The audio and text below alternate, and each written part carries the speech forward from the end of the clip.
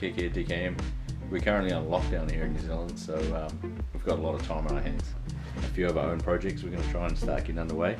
One of the main ones is the S15 streetcar of Joe's we're going to try and start getting together.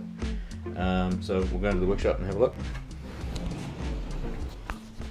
Yeah, it looks like we've got a bit of a problem with S15s in here at the moment. Here's Arthur's new car. I'll show you around it in a minute. Here's Arthur's old car. We might actually, if we get a chance, we might actually start cutting all the damaged chassis rails off and start putting the new replacement rails on that we've got here. I'll do a bit of a walk around on the mall later. There's my car.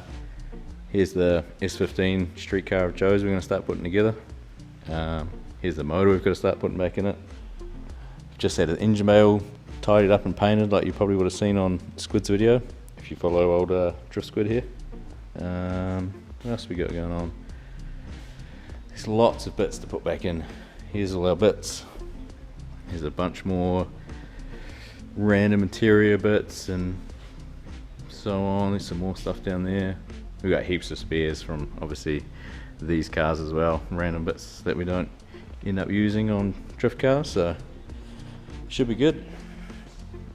Should be able to get in here. I think what we're going to do is we're going to drop the subframe down and put the motor in that way, because I don't really want to scratch any of this new paint and stuff that we've got going on. I've obviously got to put the booster and master and the clutch master and aircon lines and all that kind of stuff back in before we get too carried away with putting the motor back in there. Make sure we've got all our little bits in place. So yeah, this is it. I don't think we actually looked too hard at it when in Squid's video. So yeah, hopefully I'll be able to turn the dash on for you at some point and you can see the K's on this thing, because not many people believe me when I tell them how many K's this thing's done, which is another reason why we're actually fixing it instead of turning it into a drift car. So here's Arthur's new car. There's old one over here looking pretty sad. This one's been sitting outside for a while waiting for us to have some spare time. But yeah, his new car is pretty much done. Obviously the skirt's off at the moment, but it's ready for, it's really ready for a shakedown. Good test when this quarantine's over and he can come back. I think we should put Arthur's baby back to bed so it doesn't get dusty.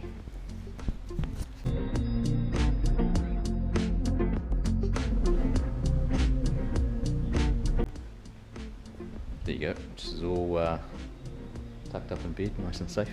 Arthur will be happy about that. So while we're doing this little series on this S15 here, we'll probably do some random little videos in between maybe, because we've got a lot of downtime at the moment.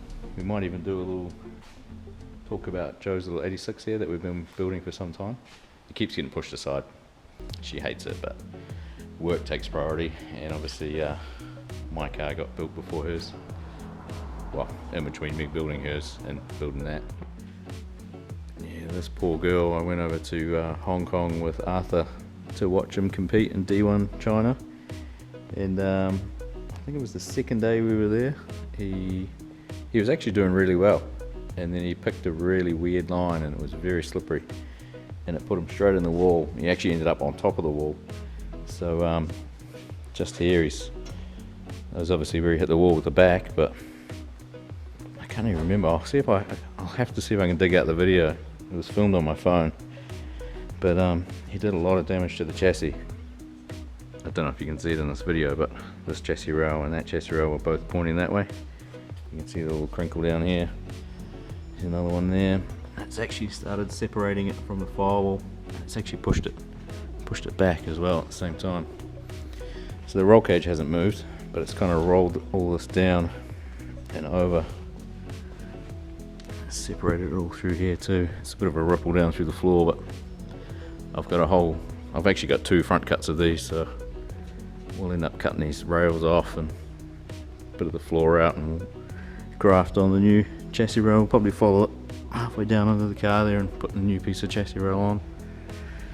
We've got a few bits and pieces for this, so yeah, it'd be good to get all that front back together and we can get it rolling again. We've got another subframe and quick change we can put in here. We've got a fuel cell, and there's a lot of random leftover bits. So we'll throw all the rolling gear together, and then hopefully Arthur and I can decide on what we're putting in it. He's not a big fan on 2Js or V8s, so I imagine it'll be an RB of some sorts, maybe even just a 25, just to have a little practice car, or even like a backup car. So since my car's not exactly the most powerful thing, we'll build something that is kind of in between them, so we can have some little tandem practices and stuff, because next year hopefully we'll both be in Pro-Am, because he was in Pro-Am a couple of years ago, but hopefully he can come back and drive this, and I'll drive this, and maybe even do the same livery on them, so, and then even have a spare car, which would be awesome. Which means, actually, yeah, that means if this has got more power than that, then that might be the spare car. I'll probably just end up driving this. So stay tuned, we'll try and bring you some cool videos over this break. Catch you later.